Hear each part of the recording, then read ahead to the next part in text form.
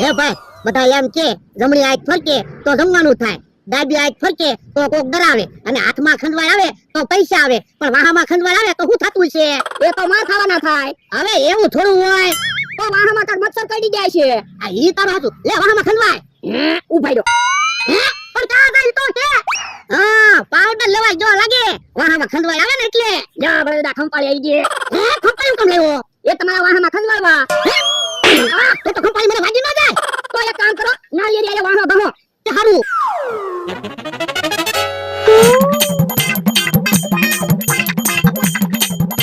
ઓરો કેમ ડિસ્કો કરે? એ ડિસ્કો ના કરતા, એને વાહમાં ખંડવાળ આવે ને, તે નાળિયેરી આલે વાહમાં ભહે. ઓરા હે તો? શું છે? તને વાહમાં ખંડવાળ આવે? હા, ઈલા લે તો તને. ઈલા તો છે તે મારી પાસે કાદમરો. હા, ખાટલે બેહી જા. હા, તો હારું જ છે ને. બાપા! એ તને ખંડવાળ આવે એટલે કા ઢીકા થોડા મારવાના હોય? તો ખંડવાળ થોડી માટે? ના ના ના, મારે કા ઢીકા ખાવાના. તો બે બીજું હું. ઓ બાપા, મને ઢીબી નાખ્યો. કા હું કહેતો તને વાહમાં ખંડવાળ આવે તો માર ખાવા પડે. આ શું હો તારું? યો ભોજના તમારું કેડિયું આવી ગયું. હારું કર્યું તમે કેડિયું લાવ્યા તે. આ તો લાવો 500 રૂપિયા. શેના? સિલાઈના? અરે સિલાઈના પૈસા તો મેં કેડિયું સીવડાવા આપ્યું ને ત્યારે આપી દીધા હતા. તો પણ તમારે મને પેલા કેવું જોઈએ ને? હું તો 500 રૂપિયા દઈને આવ્યો. હવે સાના મને બેહો.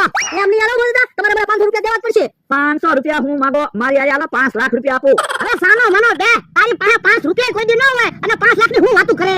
તો પણ તમે હાલો, બધાને ફૂલ પૈસા મળે એમ છે.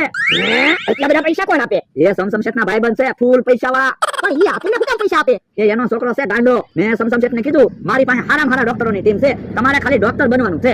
પણ એમી ક્યાં ડોક્ટર છે? તો મને ખબર છે તમે કોઈ ડોક્ટર નથી, પણ ગળે ટાઈ બાંધી જો. હું કહી દે સાયન્સના વિદ્યાર્થી છો. આમ જો પૈસા મળે એમ છે, છોકરાને હારો કરી નાખશું તો. તો જો તું ક્યાંક માર ન ખવડાવતો. પણ તમે હું કામ દીવો, હું બધું સંભાળી લઈશ. ના રે ના, તો મારે નથી આવવું. કે તમારે ન આવવું હોય ને તો કાઈ નહીં, મને તો કેટલા બધા પૈસા મળે એવું છે. હું તો જવાનો છું. તો હું જવાનો છું. હે તો હું આવું જ ને. તો જો ગામમાંથી હું ટાઈ લાવ્યો છું, તૈયાર થઈ જાવ, ટાઈ બાંધી જો. એ સારું. જો મિશનમાં સફળતા મળે ને તો બધાને પૈસા મળે એમ છે. નમસ્તે શેઠજી. નમસ્તે બકુલ. હા, હમણાં સમસમ શેઠનો ફોન આવ્યો. ચિંતા નહીં કરતા, સાયન્સના વિદ્યાર્થીઓની આખી ટીમ લઈને આવ્યો છું. આ છે ડોક્ટર ભોલેન્દ્ર કુમાર. ડોક્ટર? હા. એનું ડ્રેસિંગ કેમ આવું? બકુડો માર ન ખવડાવે તો સારું, પણ આપણે ડોક્ટર નથી એવી ખબર પડે તો માર ખાવા પડે ને. પણ આપણે ટાઈ તો બાંધેલી છે, આપણે ડોક્ટર જ લાગવી. શું એમાં એવું છે, એના પિતાજીની ઈચ્છા હતી કે દીકરો ખેડૂત બને અને પોતાને ડોક્ટર બનવું છે, એટલે એના પિતાજીને ખુશ રાખવા માટે થઈને એવા કપડા પહેરે છે. હા, બરાબર છે. અને આ છે ડોક્ટર મમરેશ, મગજના સ્પેશિયલ કોરિયોગ્રાફર. મગજ કેવું કામ કરે છે, મગજમાં કેવો ડાન્સ હાલે છે, મગજમાં કેવી મગજમારી હાલે છે, એના ઉપર સ્પેશિયલ એને રિસર્ચ કરેલું છે. અને આ છે ડોક્ટર માનસ, જેને ખાવાના તેલમાંથી માથામાં નાખવાનું તેલ બનાવેલું અને માથામાં નાખવાના તેલમાંથી ખાવાનું તેલ બનાવેલું.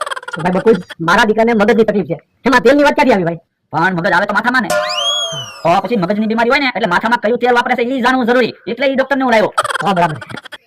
બકુલભાઈ શેઠને ગળે વાત ઉતારી દીધી. તો હવે કેટલા બધા પૈસા આવશે? આપણ બધા પૈસા આવશે ને મારા, હું તને નહીં આપું. હું કામ? હું તને પગાર તો આપું છું. તો માર ખાવાના થાય તો મારા ભાગના માર તેની ખાવો ને.